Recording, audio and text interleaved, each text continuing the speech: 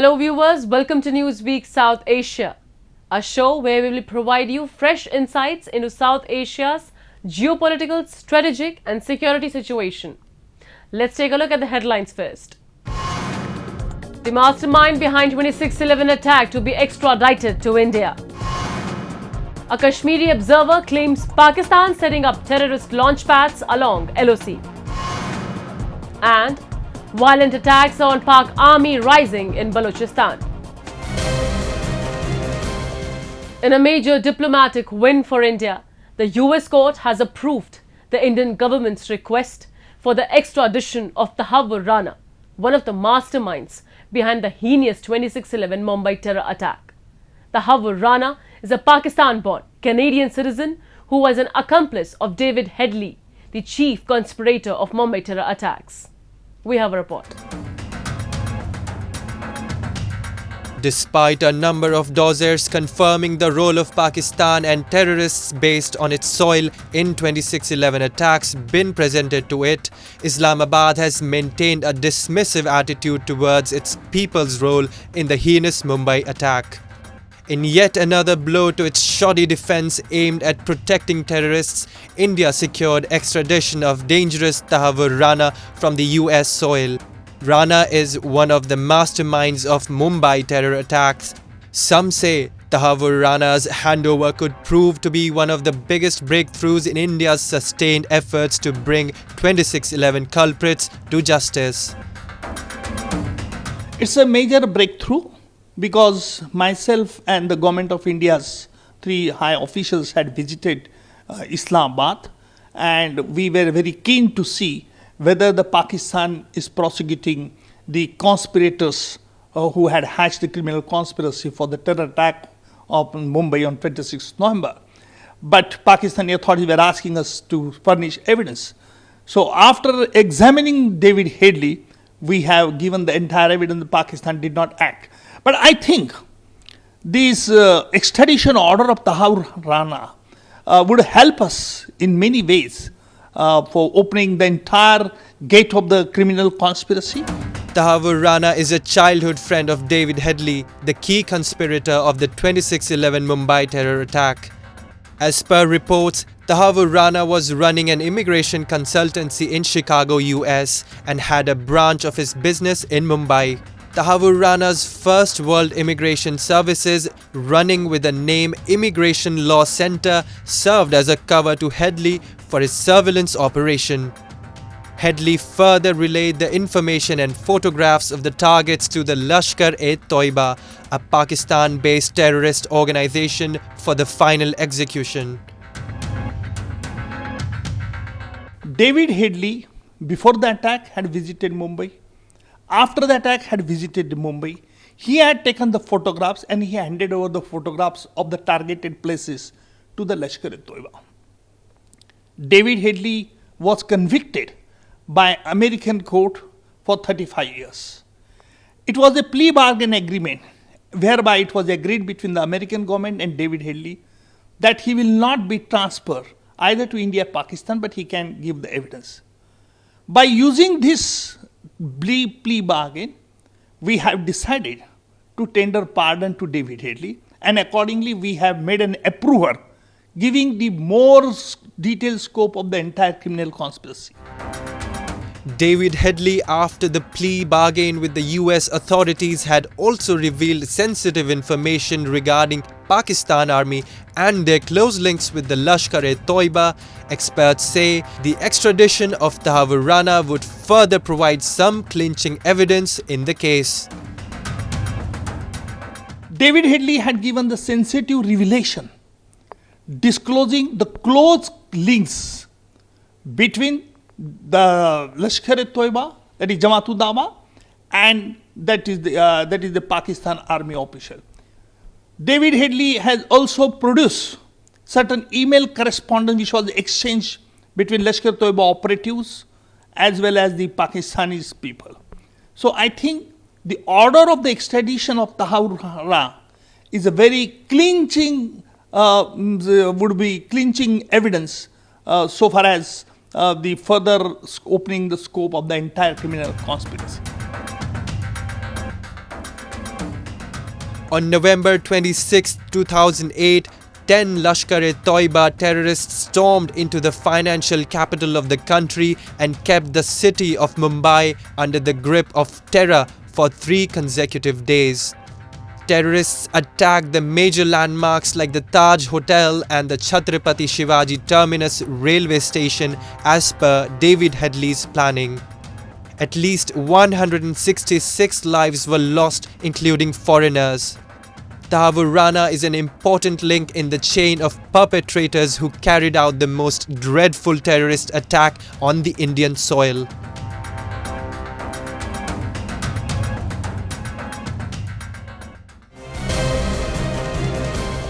Moving on, Pakistan, which has been perennially engaged in fomenting terrorism across the Indian border, is once again trying to infiltrate terrorists into India. As per the Kashmiri observer, who has been closely watching and following Pakistani policies, said Pakistan was now setting up new terrorist launch pads in the occupied territories when the global attention was fixed at former Prime Minister Imran Khan. We have a report. The terrorist attack on Indian security forces in Poonch on 20th of April confirmed the presence of Pakistani terrorists in Jammu and Kashmir. While Operation All Out, which was launched in 2014 to rein in terrorist activities along the border, has been largely successful, Pakistan has stepped up its nefarious designs to keep the region disturbed. The last few months have been particularly violent. Rattled by India's growing stature at global platforms, Pakistanis are once again hatching devious plots. Pakistan's focus of late has been to somehow disturb the Indian plans of organizing a G20 event in Srinagar town of Jammu and Kashmir.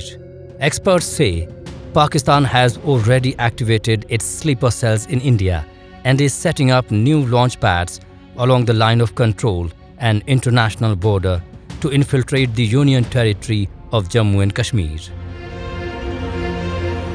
The whole world's eyes are fixed on the issue of Imran Khan arrest, the riots going on in Pakistan, the vandalization and burning down of Pakistan military buildings, the break in the chain of command in Pakistan Army, where corps commanders are refusing to take orders from the army chief.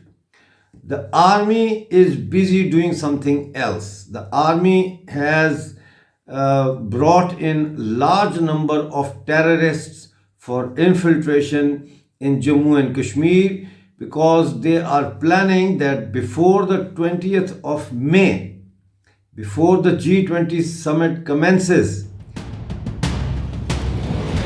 Since the arrest of the former Prime Minister of Pakistan, Imran Khan, the Islamic nation has descended into political chaos. The world's attention has shifted to this situation rather than its cross-border terrorism. Pakistan Army, which has been unrelenting in its anti-India conspiracies in line with its bleed Indian with 1,000 cuts policy, is recruiting more and more terrorists. They are planning large infiltration from various points to confuse the Indian security forces on the border and the army on the border and make sure that some of them, although might get caught or not be able to cross the border, while others can sneak in. Now I'm going to give you details of the launch pads where these terrorists have already arrived. Neelam Valley launch pad, Lipa Valley launch pad, Chakoti, Bagsar, Diva sector Bhimbar, Dera Sher Khan village of Batal sector, Goi Brahmach village of Goi sector.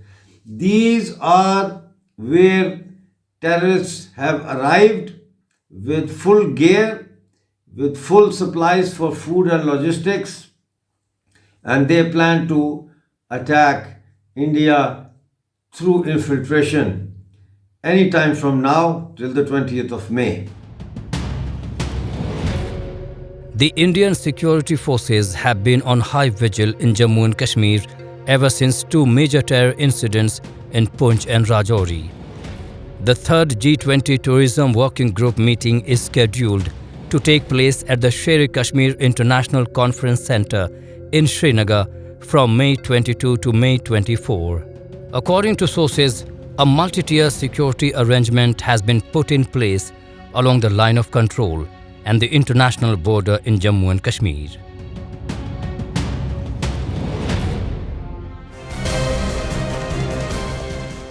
Pakistan, an exporter of terrorism in its neighbourhood, the sanctuary of terror, has now become a subject of the monster it has created, nurtured and sheltered over the years. Recently, a group of terrorists attacked Pak Army's camp in Balochistan, province of Pakistan. According to official reports, 2 soldiers and 2 terrorists were killed in the attack. A report. The situation in Pakistan has grown more unpredictable and insecure in the last few months as terrorist organizations carried out several attacks throughout the country. On May 12, a group of terrorists attacked Pak Army's Frontier Constabulary Camp or FC camp in Balochistan's Muslim Bagh town. The CCTV footage of the attack showed at least 6 terrorists holding weapons. According to Inter-Services Public Relations report, 2 soldiers and 2 terrorists were killed in the attack. However, Pak local media reported rather conflicting figures of casualties and damages. According to the statement of media's military wing, an operation was underway to apprehend the terrorists trapped in a building complex. Meanwhile, the recently surfaced terrorist group Tehreek-e-Jihad Pakistan claimed responsibility for the attack on the FC camp.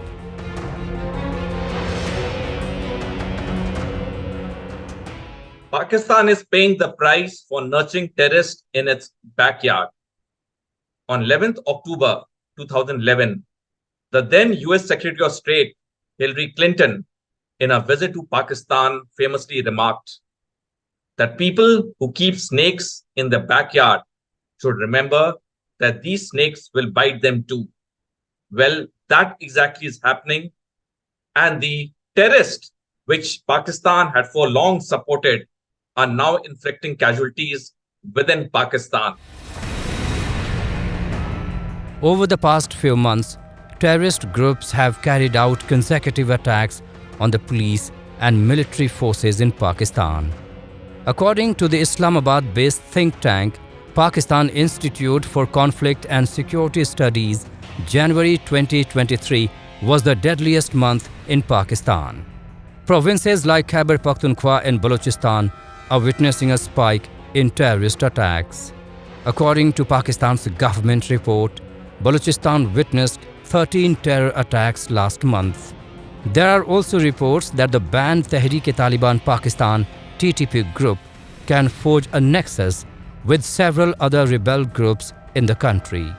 Since November last year, TTP has been fighting an ongoing battle in Pakistan against the police and the army. The Pakistani government has been under fire from both domestic and foreign experts for concessions it has made to the Tehreek-e-Taliban Pakistan. These academics argue that Pakistan's morally repugnant practice of bargaining with extreme outfits legitimizes terrorists' goals. The Islamic Republic's successive governments have long toyed with the idea of dangerous religious extremists breeding in Pakistan and promoting the expansion of transnational terrorist organizations. The biggest threat for Pakistan is not its economic crisis, but it is Tehreek-e-Taliban Pakistan. On 31st December last year, Tehreek-e-Taliban Pakistan declared its parallel government in Khyber Pakhtunkhwa, and ever since, it has been carrying out regular and repeated terrorist attacks in Pakistan. Today, Tehreek-e-Taliban Pakistan has almost a free run in Pakistan, wherein it carries out terrorist attacks at its own will. Pakistan has lost thousands of lives in the country, but still, the country has not changed its strategy. failing to prosecute several leaders of UN-proscribed terror groups, and even going as far as to ensure their protection, Pakistan is directly assisting the burgeoning Islamic terrorist threat in the country. Pakistan has long failed to take appropriate action to combat terrorism within and outside of the country. The country is now facing the consequences of its inaction, and those suffering the most continue to be Pakistani citizens.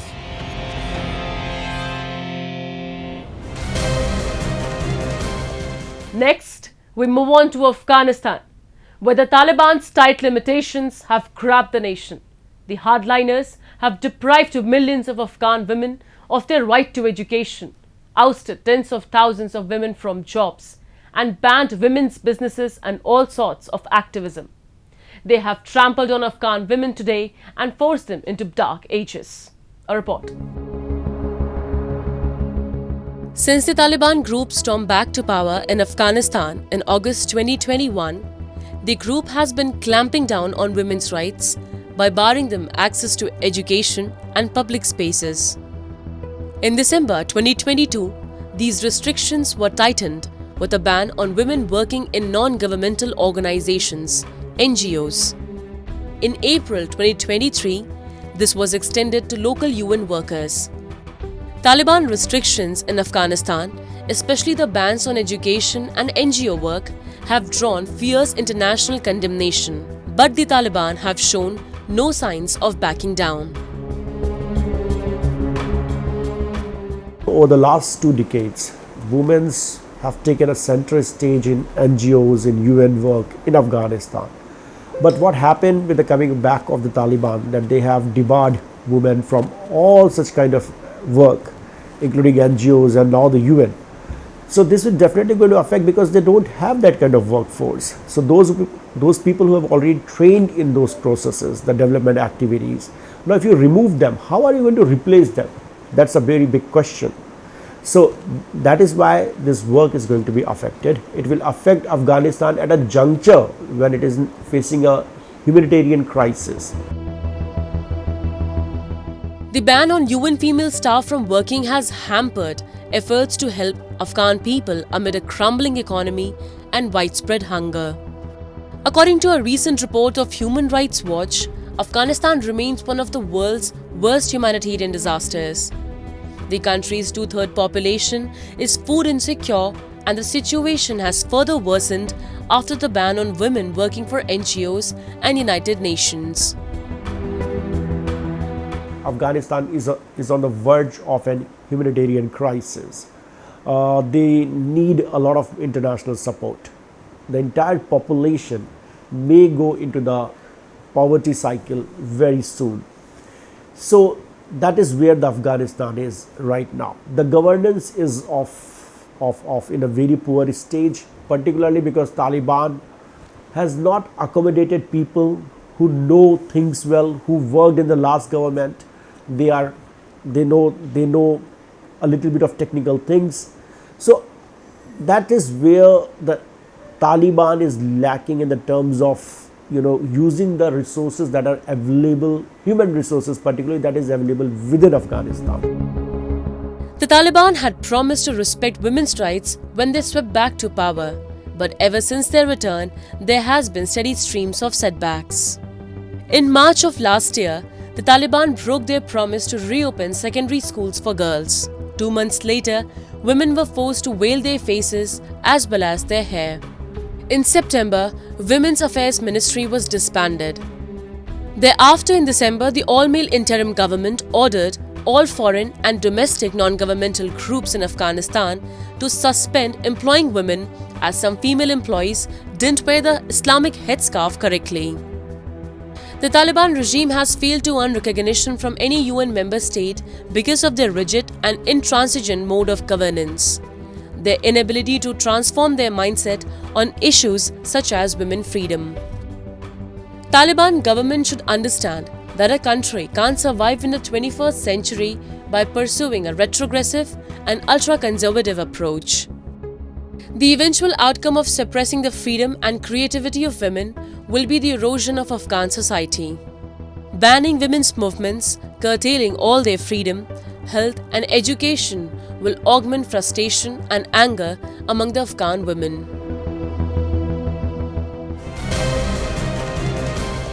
And with that, we come to the end of this edition of Newsweek South Asia. We'll be back next week with more news, views and analysis from the subcontinent. Meanwhile, do keep writing to us at nwsa@anin.com. This is Shivangi Mishra signing off on the behalf of the entire production team of Newsweek South Asia. Goodbye and take care.